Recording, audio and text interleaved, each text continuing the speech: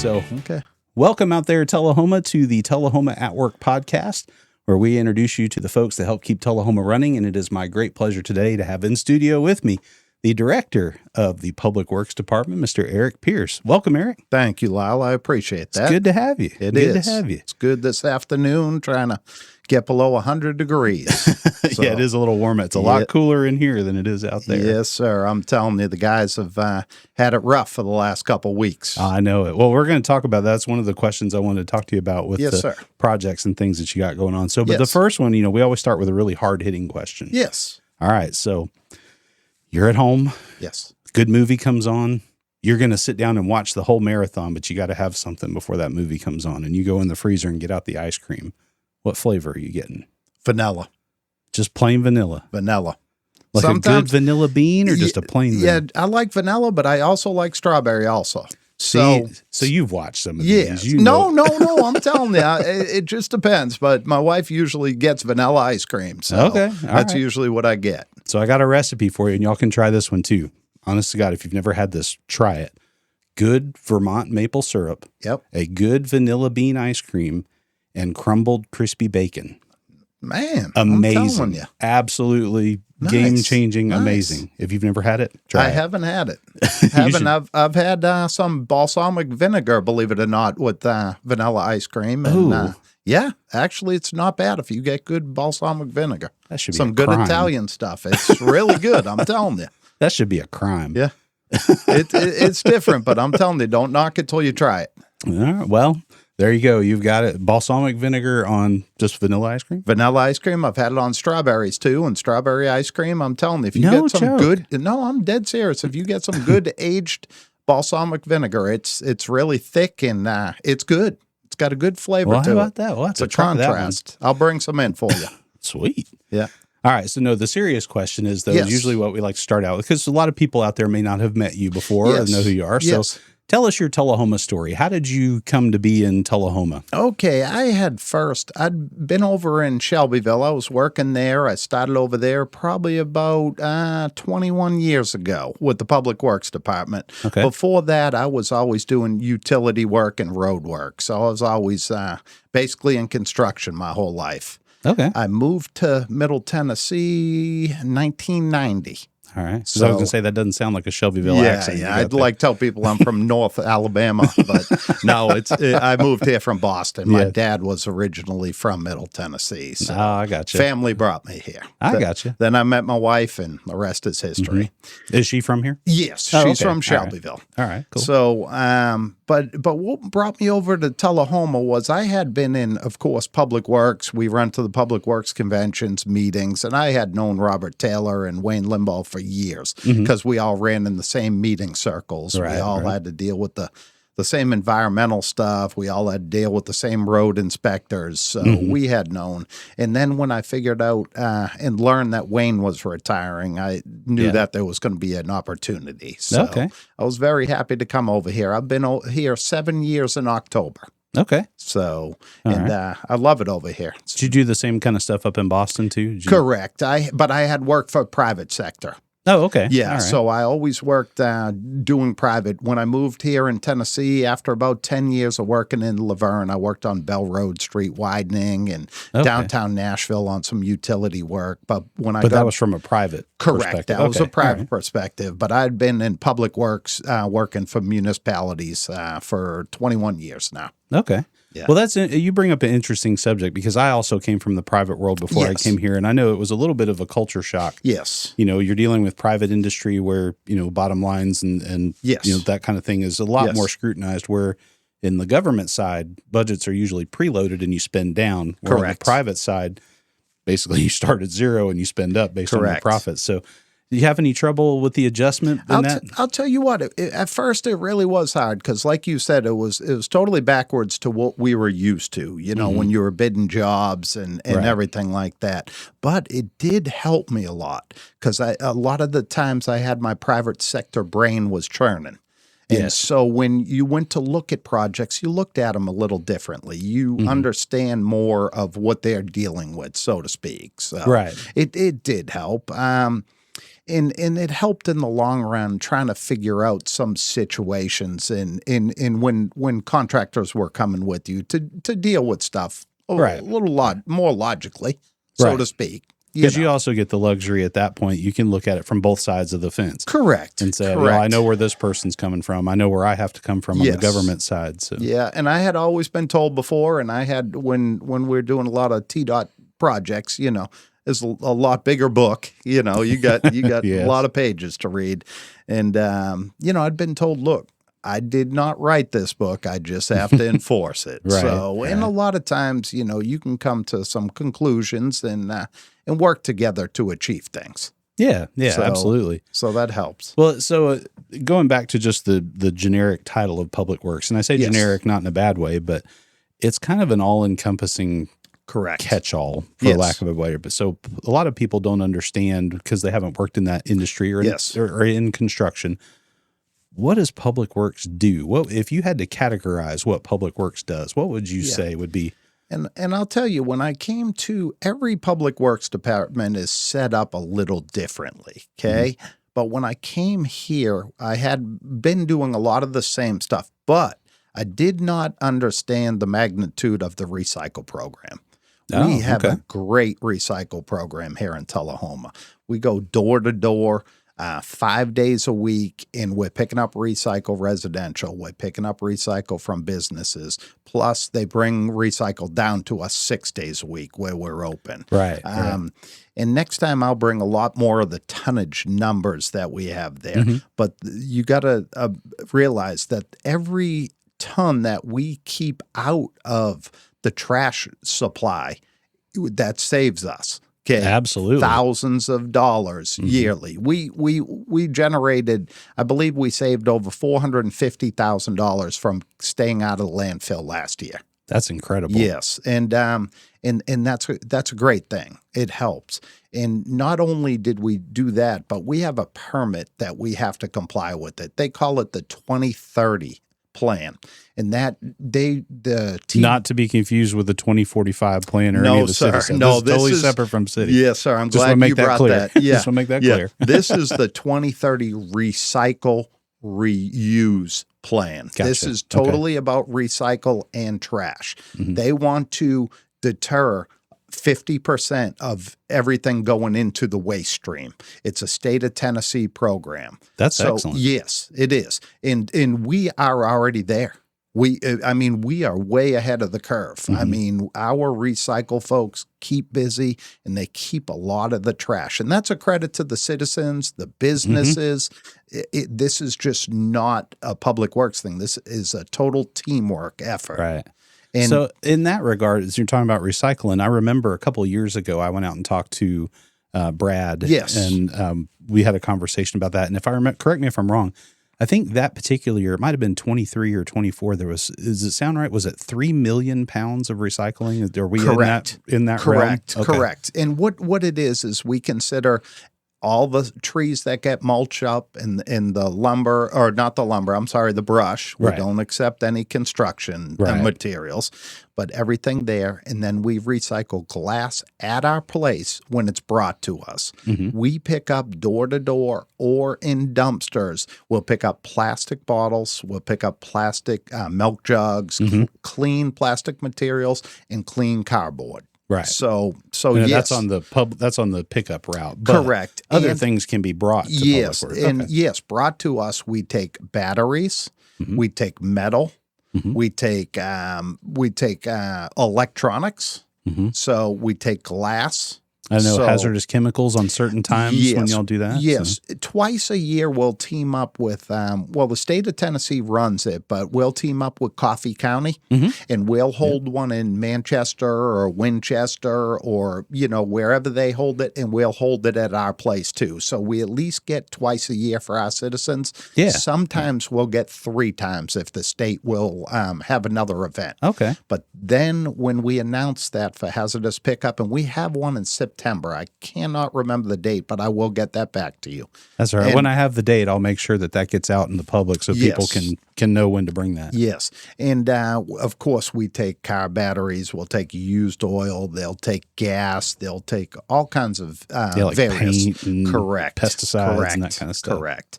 Not commercial, though, just household. Residential. Right. And also at our public works facility, we will take residential paint if they bring it to us, okay? Yep. We recycle that. We recycle oil. We have a used oil for the citizens. Oh, that's good to know. Correct. I didn't know that. Yes, we have used oil facility. So like if I'm a shade tree mechanic at home and I'm changing my oil and I need to get rid of it, I can bring it down? Correct. You sure can. You can bring it to us. Didn't know that. You can bring it to the part stores too. They have them. O'Reilly's, AutoZone, stuff like that. Yeah. So, but yeah, we sure do. For city residents, we have that. Right on. I did not know that. Yes. So I have one other. This is just a personal question. Yes. I've always wondered about this. Where I came from in Florida, you didn't just recycle glass. You recycled glass by color. There was clear, there was green, there was brown. Yes. Do we also differentiate, or does it matter? You know, if we were to get deeper in it, but we're not set up for that now, because a lot of places that do that, they'll also have a glass, what they call a glass chipper. More or less, and they'll grind it down and crush it. We're not set up for that, so we take bulk glass, all colors together, and right now CFC collects it from us. Nice. We load them up, and they have another purveyor that they sell it to, and they do sort it, though. But we're just not set up for that. But I know exactly what you're talking about. Yeah. And that would bring the most money. But right now, the volume that we do of glass, it wouldn't make financial sense for the city. Sure. Now, one other question. This is a recycling one. Then we'll move on to one of the other things. But so with recycling plastic, so it has, obviously everybody knows what the triple arrow recycle sign looks like, but there's a number that goes in the middle of that. Do you know the story behind those numbers and how that works with recycling? I do to a point, okay? I do know that there's ones and twos and fours, okay? But we basically generally, what we recycle is your milk jugs, your Coca-Cola plastic bottles, and we do take aluminum cans too.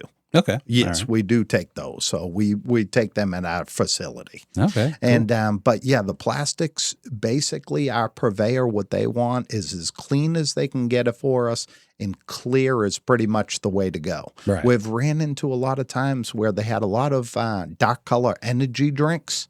And the plastics, and we take them, but the purveyors, they do not really like them, so to speak. Yeah. So, and believe it or not, there's a lot of dark black just like that color over there, and they do not want that. Really? Just for the simple fact that when they go to melt that down and recycle that, they have to separate that. That can be the only molten that they can do. So it's almost like it taints the color or something like that. 100%. Yeah. And then I guess if it gets reused by somebody else, if they make another type of bottle out of it, it'll have this funky streak in the middle of it. I got you. Correct. Okay. And I'm glad you brought that up. But on our website, and please, everybody that can, go to our Public Works website. And we do have a page dedicated to recycle, and we do have pamphlets if anyone would like them. And they're available, and it'll run down what we pick up curbside and what we accept at our facility. Oh, great. Yes. Okay, well, I'll put that link here on the screen in just a moment so you can see what it is. You can also get to it on tullahomatn.gov and just look under departments for Public Works, and I'll make sure that information's on there. And speaking of, you're getting ready to have an hour change to recycling coming up pretty soon. So keep an eye out for that. We're going to post that on that same website so you can see what the hours are. You can bring your materials down to Public Works. Okay. Yes, that's great. Yes, our new hours after this weekend will be Monday through Friday from 7 a.m. to 6 p.m. And then Saturday, 8:30 to 4:30. I think that was right. Yes. Yes. So we will be closed Sunday. Okay. Yeah. All right. Well, everybody's got to have a day off somewhere. Yes, sir. Yes, sir. Yes. So recycling is obviously a large component. Correct. But in the Public Works world, that's only one part of a much larger. Correct. You also handle paving. Correct. Leaf pickup, brush pickup, junk pickup occasionally. Correct. Then you have just the regular garbage routes. Yeah, and drainage work. Stormwater, yes. Sidewalk work. We take care of a lot of times city facilities, utility work that comes in. Our guys stay very busy. And how many do you have? We have 46 employees at Public Works at any given time. 46 people are out there doing all of those things, the recycling, the leaf pickup, the brush pickup, the trash pickup. Correct. And we are on call 7/24, but we run our 24/7. Yeah, 24/7. Maybe in your world, that's you got 27 hours. But I don't. our dumpster truck drivers are in at 1 a.m. Yes. So we have crews in at 1 a.m. up till 6 p.m. So we're varied all over. And then also you get call outs too, because I know that if a tree falls down in a road, accidentally or during a storm event or something like that. Yes, potholes, major events, anything that goes on. We assist the police, we assist the fire, we assist, anything we can assist with, anything to deal with roadways, traffic signs. I know this is our sign department, very busy. There's over 10,000 signs in this city. So that's a busy thing to keep up with replacing the sign and staying into code, let alone replacing the signs that either get stolen or run over. So, and I even left that out in that list too. I forgot about sign, making and maintenance. Yes, we have a one man sign department, and Thomas keeps very busy. Yeah, and even then, you got a one-man stormwater department. And you got correct. Pockets of crews. And that's another thing that keeps us very busy is our stormwater. We have a stormwater construction side where we maintain culverts, where we maintain our drainage system. And then we have a stormwater inspection side for MS4 compliance. And what MS4 is, it's municipal stormwater separate storm system. Okay. It's Tennessee TDEC requires us to have an inspector because we have over 10,000 people here. It's a density thing. And so we got to follow our state permit. And part of that is complying on all of this growth, is making sure that all the contractors, developers are permitted, that they all meet the requirements when we go to planning. So they have to make sure that there's a pre and post on the stormwater calculations. We have an engineer. We have a city engineer that comes in on Wednesday, and we have a stormwater environmental engineer every Thursday with us. So we review all of the site plans that go through the city too. Yeah. It's a big thing. We do it for the roads. We do it for the engineering part of it, the stormwater part of it. There's a lot to it. So and that's 46 people that do that. Yes. So we keep very busy. But now brag a little bit. You just got recognized for some stormwater things. Yeah, tell us about that. And I'll tell you what, I'm blessed to have a great crew of people there. We have people that really care about the work they do, and they do a great job. Well, a couple of the people that take care of the stormwater reviews were recognized from TDEC from the state of Tennessee for their exemplary work. We had a partial audit, as they called, and they called out and they sent a nice letter to the mayor, saying that that when they came down, that we had everything ready for them. They liked the way that our record keeping goes. They like our plans review. So it was very good. It makes you feel good. The guys, they do a great job. They take care of it, and that should make the city feel good, because there is a lot of review that goes into these houses that are coming on, the subdivisions. I know it's a hot topic whenever you have a new area coming right beside you, but there is a lot of review that goes into it. We look at everything that's just not planned area, but the existing storm systems, the people that are in, to make sure that the surrounding neighbors are taken care of, so to speak. Right. So not only that too, I kind of I had this conversation with some of our counterparts at TUA not too long ago that, when we were talking about the discussions over 2040 plans, 2045 plans, and then just all of the things that are involved in any type of growth. Yes. And what most people see is what's above the ground. Yeah. But you don't really see what's below it. And so when it comes to water lines, sewer lines, underground power, there's also underground utilities now as far as cable, telephone, that sort of thing. All of that stuff goes underground, and then once they cover it up, it just looks like land again. But you don't see all of this infrastructure that had to be put in place.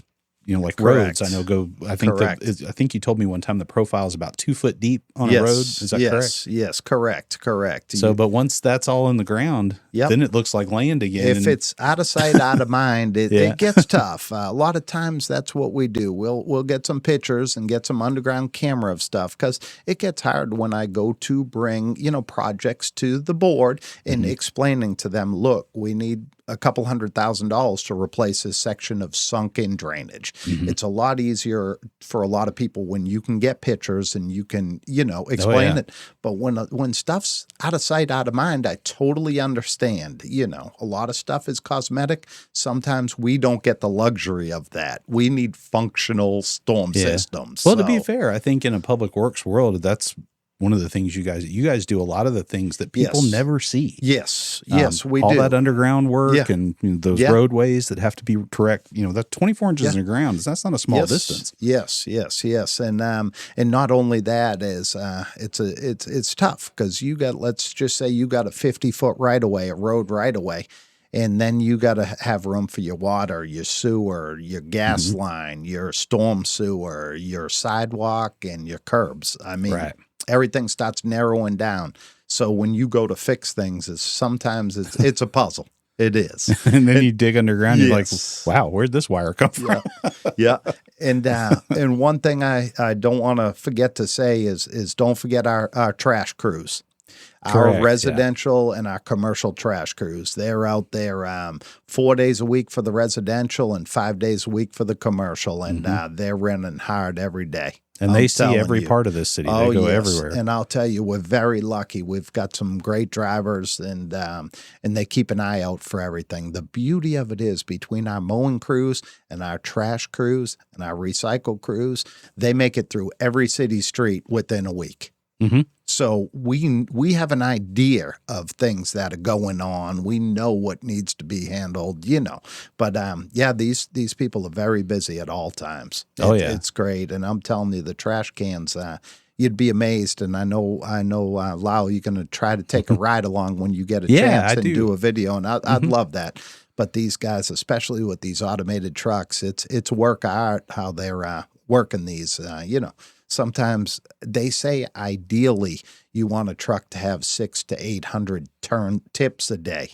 So on the automated truck, there's many a times, unfortunately, when our third truck is broken, that two trucks got to do the day's work, and they're doing 1,200 tips a day. Yeah, I was going to say, you told me it was like between 12 and 1,400 tips a day.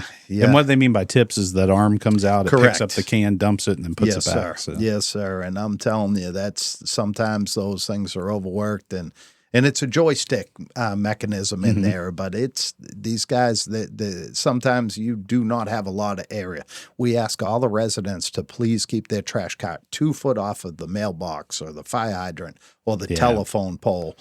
Sometimes it's tight, because we understand there's many roadsides with ditches in them. There's many certain areas where they only have the edge of their driveway to put that cart. So our guys work the best they can with everybody. You know, on top of that too, you think about a garbage truck is probably what, 30 foot long, maybe? 33 feet from nose to end on some of our trucks. So now you got to try to get that in some of these alleys and these little tiny roadways and turnarounds and so on. Correct.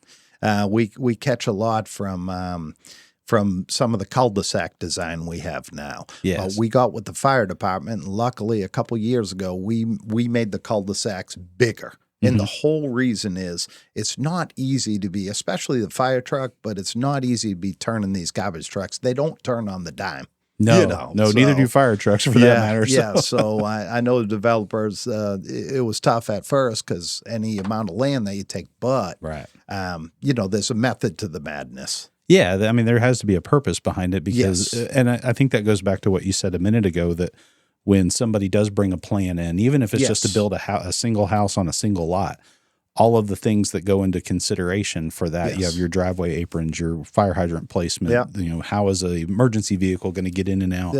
that's all things that have to go into that planning phase. And you guys see all of that. Yes. And like the latest things, and this came on board a couple years ago, but the mailbox kiosks.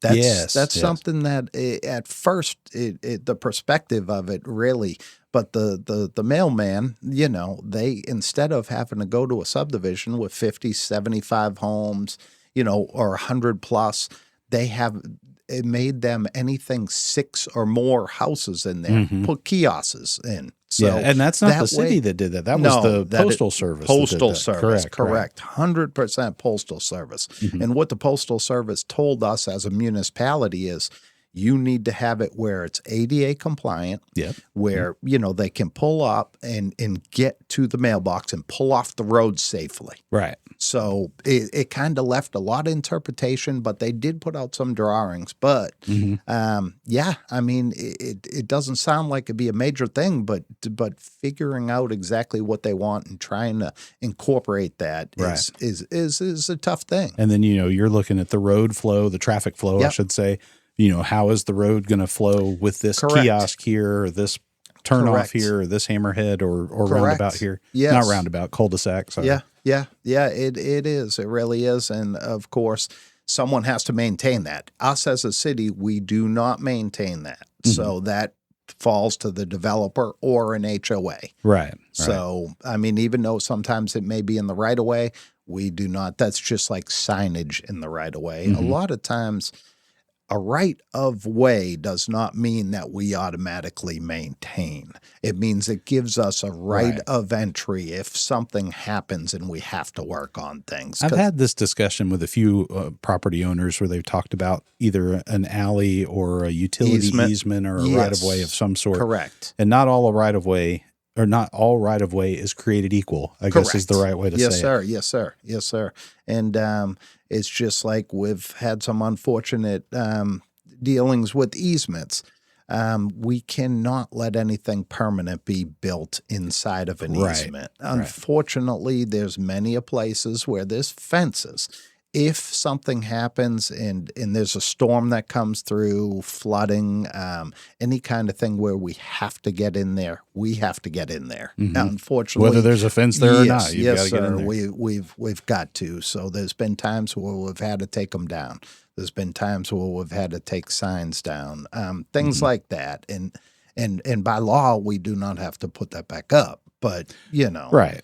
But I mean, so I'm telling you, if anyone ever has any questions on that, please contact us. We try to do our best we can to help in the permitting process and everything. We'd much rather meet on the front end than have to come back and have someone remove something. That's one of those situations where getting forgiveness rather than permission is not a good idea. You need to get the permission first. Yes. And believe me, we'll help all we can. And there's some issues where maybe it can lay at the back of an easement. I mean, there's ways, but we can't have things parallel through an easement that obstructs us or on top of sewer lines or water lines or storm drain lines. And that's similar. I've heard that same story from our utility providers, when they have to get to lines that like run behind a home or a business. There has to be some sort of access if there's no alley. Correct. Same thing with some of the stormwater culverts. I know you've got to be able to get in there to clean those out because that is part of our responsibility when we can get to them. Correct. So roadside. The roadside ones. Correct. Sorry, No, not ones that are way off the road. Correct.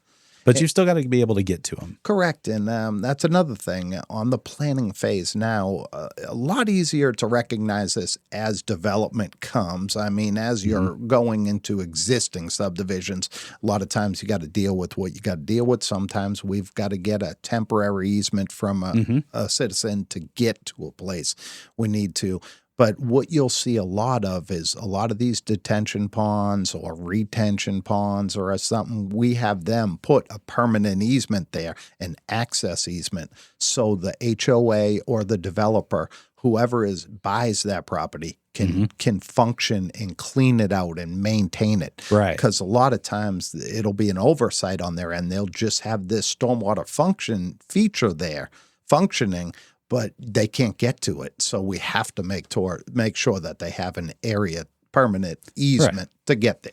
And when all of these places that are coming, because growth is going to happen whether we want it or not, so we try to manage it. Yes, but you get to see all of these, and there's a lot of planning and a lot of effort that goes into this. A lot of these take years behind the scenes, especially your bigger developments. I mean, a lot of them that we're reviewing right now, it will do good to start hitting the ground in 28. I know the one.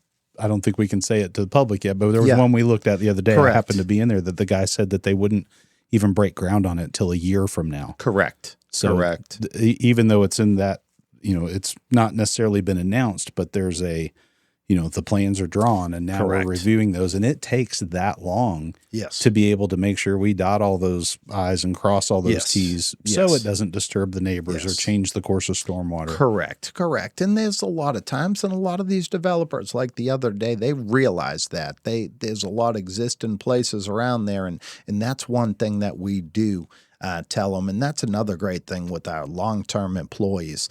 They have so much knowledge of systems that have gone on and the storms. Every storm is different. Every rain event is different. But the one thing a lot of times they have in common is if you got a low area, you can tell where that water is going to settle. Oh, yeah. You can tell where the path of least resistance is. And you probably got a guy on staff who was here when they installed that drain tile and remembers, this was the issue we were fixing then. So. We just recognized at our city awards the other day a 35-year employee. Yeah, that's right. Yeah, it's amazing. It's great. The knowledge that the people have there from repeating doing these kind of cleanouts and installing this stuff and replacing is just it's unreal. It's great. You cannot. I mean, we have all kinds of maps. We're in the midst of changing everything to digital to get, but there's something about that boots on the ground knowledge you can't replace. Oh, yeah. And not only that, having a paper map in front of you sometimes is very helpful. You can look at it digitally, but having that paper there,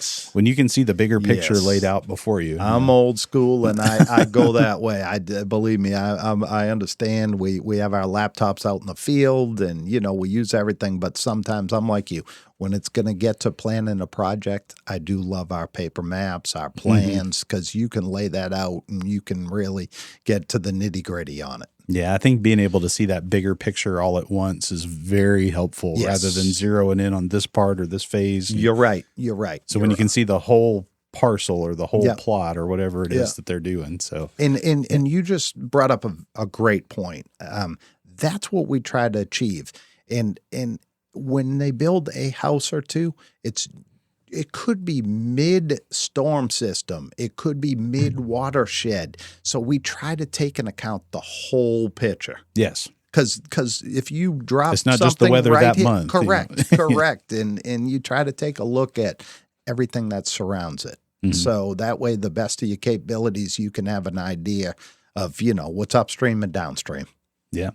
All right. Well, I got one more hot topic. Then we'll talk about fun stuff. But one more hot topic. So obviously, this is being filmed in August. Yes. But I know coming up here, I think you told me in September, there's going to be a new paving list. Yes, sir. Out, yes, sir. And we're in the midst of it. And I'd like to explain a little of our process. Oh, please do. Yeah. That's what we're here for. Yes. What we do is we have a computer program. Basically, we'll go out in the field. Okay. It's a ranking system. Right. So on each street, each section of street, we'll go out there, and every 5 years, ideally, we'll do the whole city in a ranking system. Okay.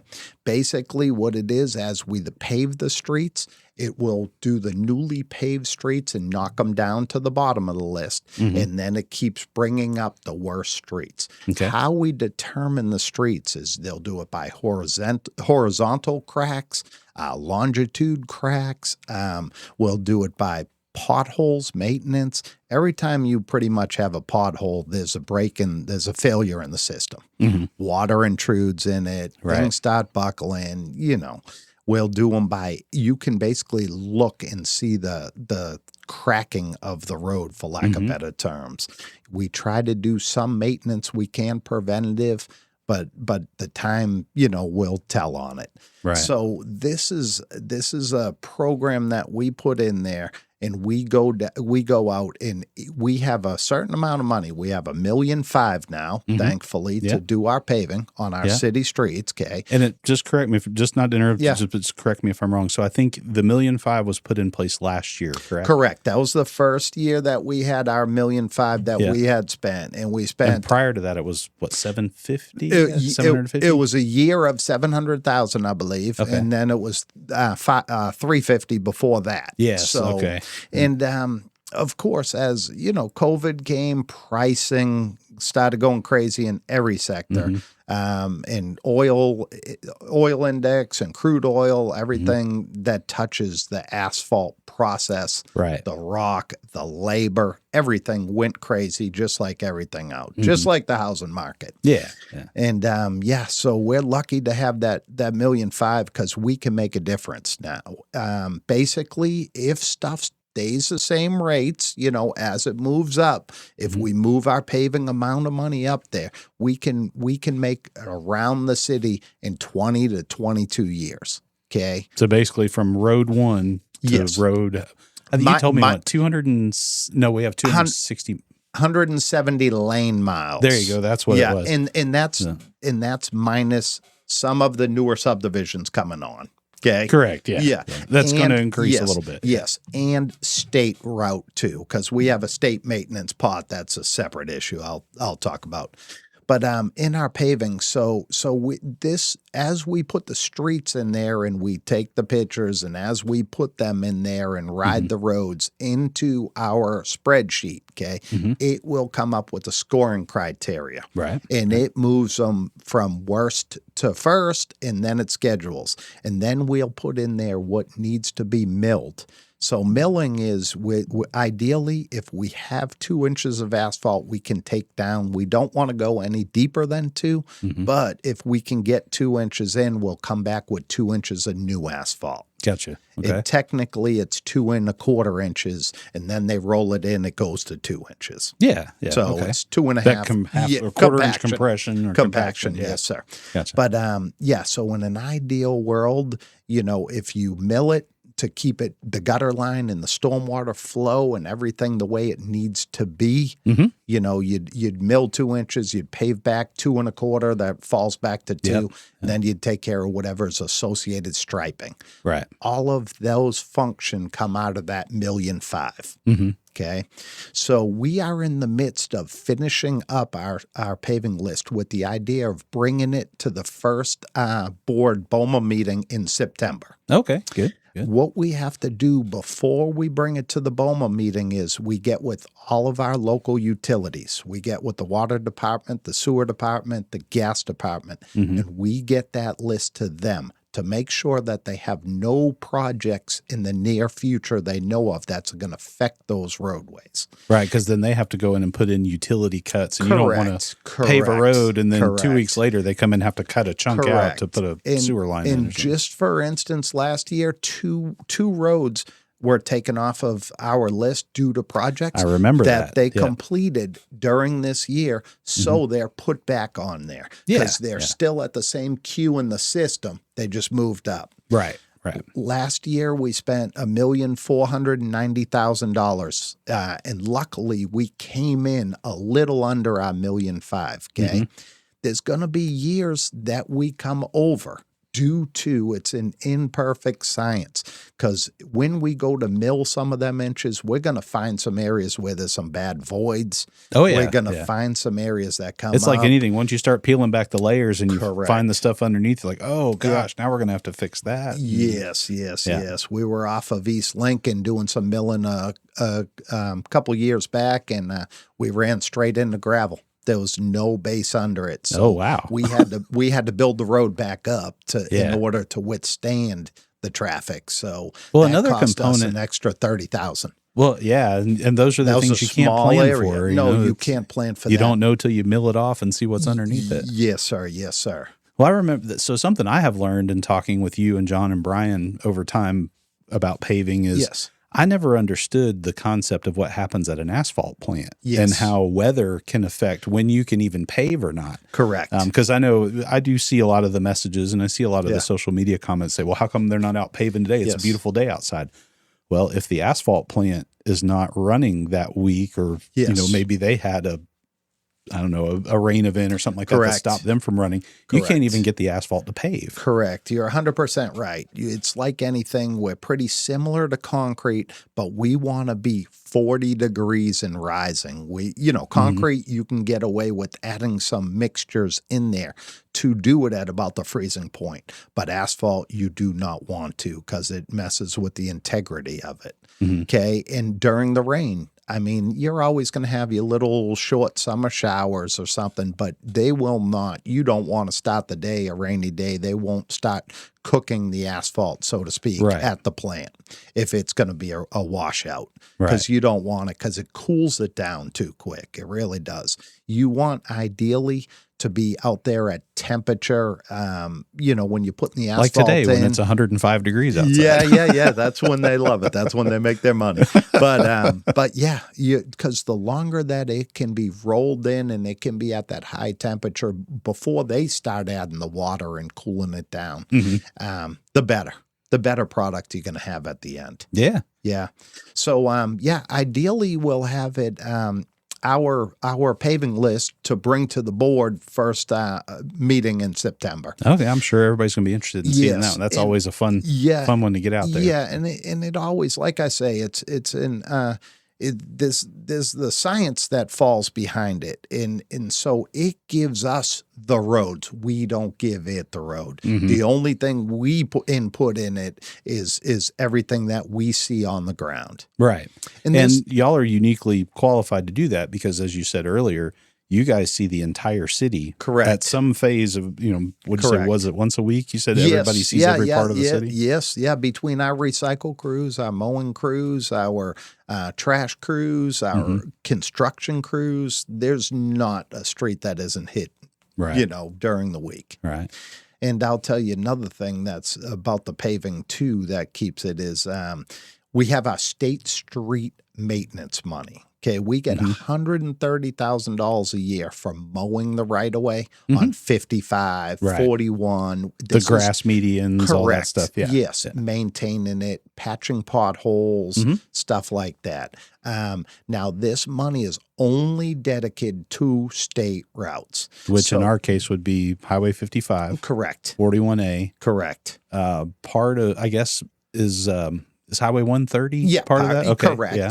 Correct. And those are our big state routes. Main thoroughfares. And what it is what we elect to do is we do the maintenance work, okay? But at some time in the year, we'll get with our local TDOT and we'll say, look, these areas of the road are in bad shape. We need to do some patching. That's why you'll see us on Jackson Street or on, doing some strip patching, as they call it. We get that approved from TDOT to spend the money there. Then we get the contracted pricing.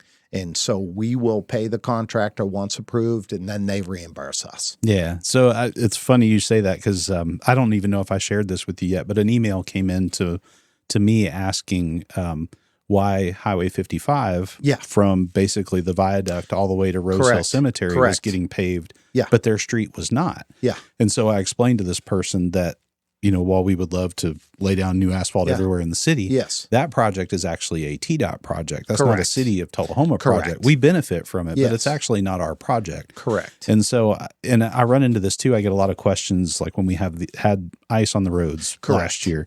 A lot of folks say, 41A and 55 get cleaned off, but why aren't the side streets? Well, those are state routes, and the state has their own mechanism, people, equipment that take care of the state routes. Correct. And then we do the side streets. And it's the same with the with those maintenance items. You have a contract for some of it, but primarily it's the state that does that. And we're not. What we do is we assist and we try to hit the main routes that we can. To the hospital and some of the hills and all that. But we do not have the manpower nor the salt nor everything to hit every side street. And no municipalities really do that.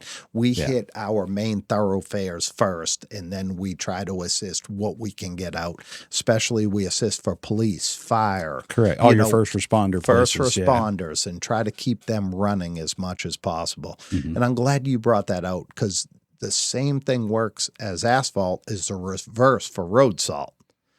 So the road salt that we purchase, when it's 26 degrees and under, you're really, unless the sun is hitting it, sunshine helps a lot. Oh, yeah. A real lot. That might help if you get a good sunny day.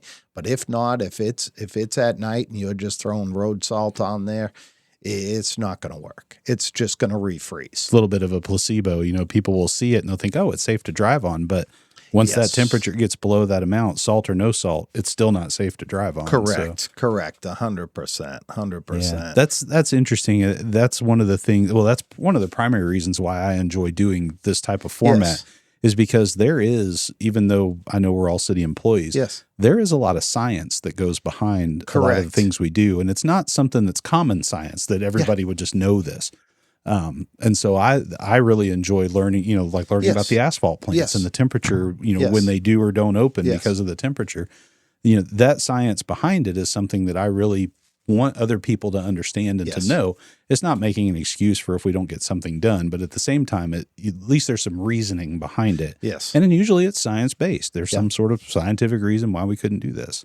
And just to touch a little more on the paving, like you said, on Highway 55, that was a little more than $4.5 million job that the state paid for there, of course. That's what, about 5-6 miles? Yes, I think it was like 5.5 miles, I believe. And they did some, that you'd notice that they did some handicap ramps for the sidewalks.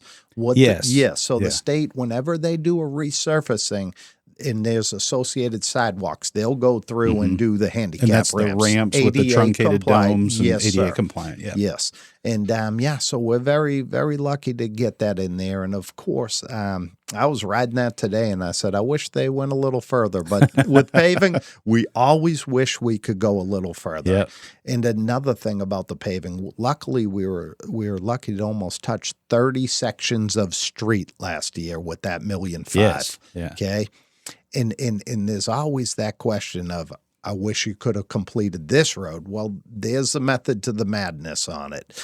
Ideally, we pick up roads where we left off, right. if we can. Some of these roads might be able to withstand another 5 to 10 years. Right. And 5 to 10 years in that paving world is a lifetime. Right. And I think another component of that too, and I know this came up last year, is that the paving crew is not ours. This is a contractor, and they also do private jobs. Correct. When they can, in between the civic jobs that they do for us. And I know that I learned this in one of the recent instances is that when paving stops because of weather, when it picks back up, a lot of times this is why you don't put the streets in the order that they're going to be done, because the contractor can then come back in and say, well, all of our equipment is here and we can go, a half a mile down the road and do this one next. Instead of going 5 miles over here to do this one. Yes. So, and you hit the nail on the head, and especially with $4.50, $5 diesel.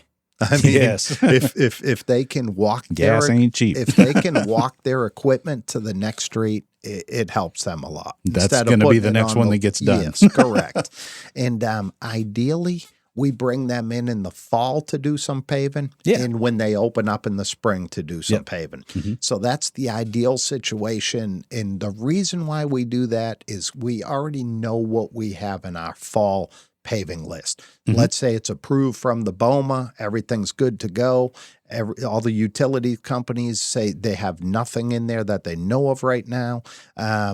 So we go start to paving. Well, then we make it through the winter and see what the winter does to us. We might have to shift a little funds, or we might have a road that fell apart during the winter. So, of course. And you have to go back and do that or patch it or something, and that eats into that money too. Yes, sir. All that to say that, in an ideal world, the list that they approve is the list we make it through. Yeah. Maybe in an ideal world, we have a little cushion to do extra. Yep. That's, this year we had a little cushion. We made it through, and you added some roads. We added some list, roads. Yeah. Yes, we luckily were able to do some more striping. Mm-hmm. We're luckily able to do some more paving. Yeah. So, in an ideal situation, we'll be touching all 4 quadrants of the city.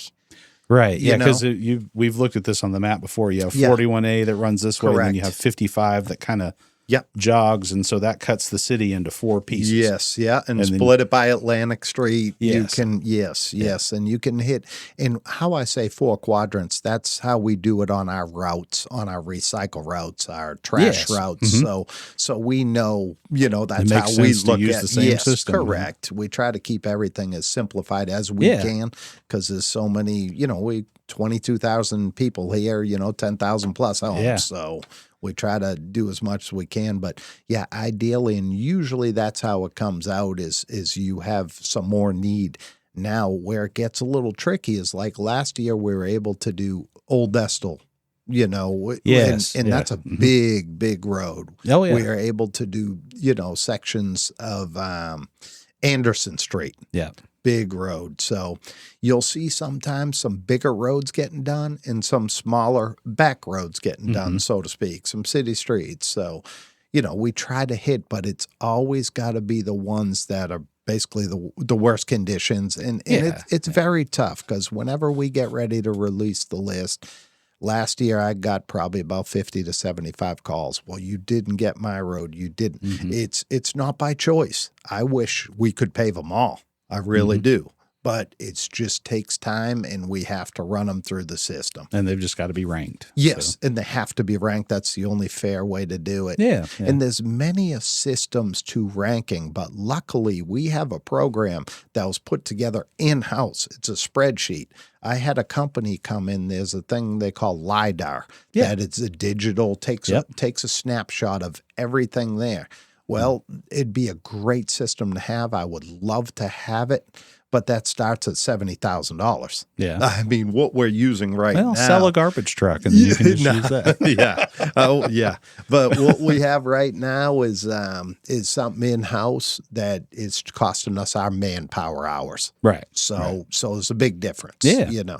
So now that's a lot. So we've talked about paving, stormwater, and recycling. Yes. We didn't even get to leaf pickup, cemetery maintenance, all those other things that you guys have to do. Yes. Cemeteries are very tough. John does a great job with keeping up with the cemeteries. We have mowing crews that take care of them, and then we have a gentleman that's over-locating everything for the graves and assisting with the funeral homes and assisting with the public and trying to find stuff from the 1800s in these cemeteries. It's very tough. Yeah.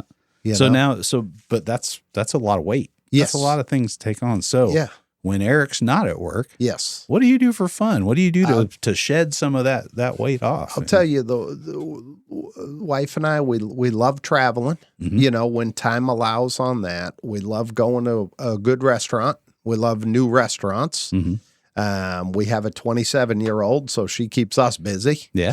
And, we just love spending time with family, and we're lucky. Our niece has a couple young children that keep us busy. So, but you like to decompress. I always try to tell our employees, when you leave work, leave it there. Let us take care of the worries on things.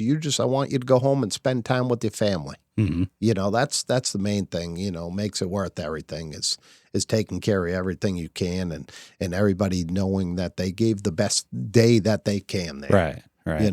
So, and then not only that, I mean, it's one of the things that Eric and I bond on is we're both big Red Sox fans. Oh, yeah. Well, if we're going to talk sports, if we're going to open this up, I'm a big Red Sox fan, Bruins fan, Celtics, and Patriots. I know I might catch some heat for that. I thought for sure you'd be a Yankees fan. Oh, man, no. Please don't do that. Don't do that. We were having a good conversation today.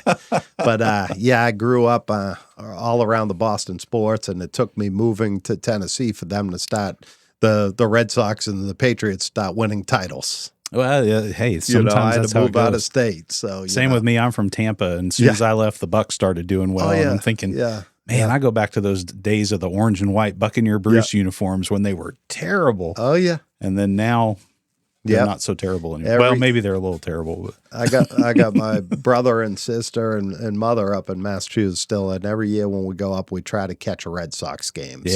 We caught one in July when I went up for my mother's birthday, and it's always special. Brings back your childhood. Yeah, that's on my bucket list to make it to Fenway one day. I've yet to be there, but It's amazing. If you're a baseball fan, which I know you are, and you're an old school baseball fan, you appreciate it. You do not go to Fenway Park for the comfort. You go for the history. Okay. You, all right. you know, you're sitting in old wooden seats. Yes. I mean, it's not comfortable, but it's something about it. It's like the Field of Dreams to me. It's really the old, you can see the wall, the green monster, and you can see the dents in it. It just means something. It's special. Oh, yeah. Something special. So talking about that old school baseball, I have been a baseball fan for a long time. Yes. I don't follow it as close as I once did, but when there was a big difference between National and American League, so I was a Red Sox fan in the American League, and then the National League was a toss-up between the Cubs and the Reds. Okay. I was always a big Cubs and Reds fan too. Cardinals occasionally, if they were playing somebody I didn't like. Well, but you cannot be a Cubs and a Cardinals at the same time. I know, that's a hard one. Yeah. But so the first major league field I ever went to was Wrigley Field. Nice. That's the very first one I've ever been to. Yeah. So you talk about comfort. So where we sat, I went with a friend of mine and his parents on a short vacation trip. And I remember sitting and, get our tickets, and the Cubs were playing the Expos at that time. And so these were the days of Ryan Sandberg and Lee Smith. Yes. And, and the Expos days. had Gary Carter and, all that. Yeah. So Carter hits a home run during the game. And where we were sitting, we weren't in the bleachers where the bleacher bums sit. We were kind of in the upper deck on the first base side, and my seat was directly behind a steel I-beam. Oh, yeah. So I'm watching the game like this, looking around. Obstructed view tickets. So, but I could see Carter's home run the whole time, and the Cubs did not win that game. However, I got to see Sandberg play, who was one of my favorite players when I was a kid. And, then you get over the American League side, and, Wade Boggs, Roger Clemens, I cried on my couch in 1986 when the Mets won the World Series. Oh God, that's and I was days. a kid. I was a kid at that time too, and that crushed my dreams. I remember. So me and the neighbor, he was a good friend of mine, and we used to ride our bikes to school. Yeah. And he showed up the morning after that game on a piece of notebook paper that said Mets win. Oh. And I was like, if I didn't like you so much, I would punch you right now. Yeah, poor Bill Buckner had a great career, and that ruined it. It just did. It was tough, but yeah, baseball, we love it, and we have a group of guys that we get together every year, and every year we do a different stadium, and hopefully there's no lockout next year, and we're supposed to go to Pittsburgh. We haven't been to Pittsburgh yet. Three Rivers is the football. That's I believe. Football. Yeah. Okay. Yeah, I can't remember what the name is, but it looks like a beautiful stadium. Last year we went to Milwaukee, and we've done the Reds and done the. I've driven by the Red Stadium, taking cars to the soapbox derby. St. Louis, of course, and Cleveland, and so it's great. We enjoy that. So how many stadiums in are you? How many have y'all been to so far? I think we've done 6 or 7. We just started this a while back. Okay. And the wives will get together and go to the beach, and us guys will get together and go to the baseball stadium. Well, there's not many beaches in Pittsburgh. No. They'll go to Orange Beach or Florida or somewhere. A beach somewhere else. Yeah, they'll go away. The wives are fine leaving us alone. We go somewhere else. So, yeah. Sometimes that's good. Yeah. It gives them their time, No, that's always been a fun thing for me. And like I said, I don't follow it as close as I once did. Yeah. But when I was a kid, I collected baseball cards. And, I used to be able to name all the teams in alphabetical order, and I had, all the players and stuff that I like. That was a time for me that was probably the most fun I ever had. I remember, I think I may have told you this story. The first Red Sox player I ever met was Mike Greenwell. Yes. And, great player. And might have been in his second or third year. He was, I don't remember if he got Rookie of the Year, but he was way up there. Yeah, he was like second in MVP one time too, voting. Yeah, so I got to meet him, and then I got to meet my all-time favorite players, Wade Boggs. Yep. And he lived in Tampa where I lived, and so the true story. I used to work in the auto tag office in the Brandon area around Tampa, and he came into the office one day. He had bought a trailer or something like that from somebody and was coming in to get the tag for the trailer. And so he didn't come to my window. He came to the one next to mine, and I just. I reached over and said, "Hey, I just wanted to let you know I'm a big fan. I've followed." He went to Plant High School, which was a rival of my high school where I was, and so we talked about that for a minute while he was getting his stuff.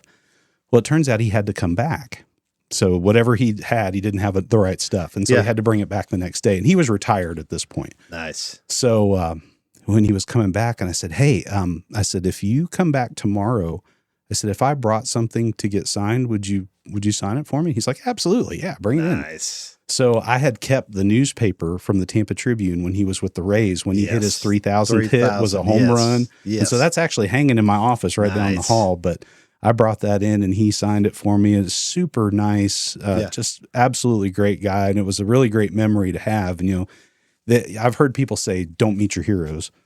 I don't know that I would say baseball players are necessarily my heroes, but this was a player that I followed. I followed his stats. I followed what he ate. He was a big chicken. The fried chicken. Yeah. Yep. For a game. So that was really neat to me. To, you watch things like that from afar, but then when you get to meet the person, you're like, yeah, you're just a normal guy. No, it was great. It's great. Super great guy. And then to be a Red Sox on top of that. No, it was great. That crushed me when he went to the Yankees. Oh, him and Clemens. That was a crushed killer. Me. I'm telling you, back in the day, that really did. Well, I mean, sometimes they go to the dark side. Yes, sir. Yes, Sorry, sir. Yankees fans. I'm not. No. I am not either. My wife is. I got a good friend of ours that's a Yankees fan, and we tolerate him, Yeah, exactly. And then when the Rays came along, the Yankees play them in a lot of the home and home series. Yes. And so when I went to a few Rays games when I still lived down there, I always liked to go to the Yankees games just so I could cheer against them. Yep. I'm with you. I went to Miami. We went to Miami just to cheer against the Mets. Yeah. When we were leaving even out better. There. Yeah, even it was great. better. It was great. Well, all right. Well, so we've spent, let's see, we're at an hour. Can you believe that? Nice. That's good. One other thing I'd like to say, though, is if anyone listening, if you have any questions or anything, please feel free to call us at Public Works or reach out to Lyle or email us. I mean, just contact us, because there's a lot of times we can help situations when we know what's going on. Mm-hmm. And I know I'm glad you said that, because that comes up pretty frequently as, people say, well, I don't even know who to call. Yeah. So, but it's got to start somewhere. So if it has to do with any of those items we talked about with Public Works, if it's stormwater or leaves or something like that, give Public Works a call. Give us a call at the office, 931-454-1768, anytime. And we got an answering machine. Leave a message. You can shoot us an email. You can reach out to Lyle. Just reach out. I mean, even if you think it's not a big issue, we cannot help address things if we don't know. Correct. The more we know, the more we can help. Exactly. Sometimes we can actually resolve some situations. Yeah, and there's some that we can't. Yeah, there's some we can't, but I'd love to be able to tell them, maybe go this route or maybe go that route, but that way at least you reached out and you have a chance. Right. Very good.